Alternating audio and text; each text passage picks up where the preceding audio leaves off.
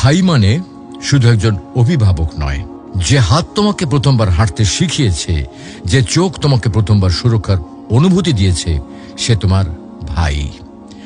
শৈশবে যখন তুমি পড়ে গিয়েছিলে, সবার আগে যে দৌড়ে এসে তোমাকে তুলেছিল, সেই তোমার ভাই। স্কুলে কেউ তোমাকে কষ্ট দিলে যে বুক ফুলে সামনে দাঁড়াতো, সে তোমার ভাই।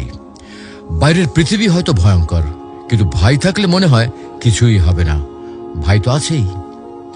ভাই কখনো প্রকাশ করে না, কিন্তু সে তোমার জন্য নিজের আনন্দ ত্যাগ করে, নিজের কষ্ট গোপন করে।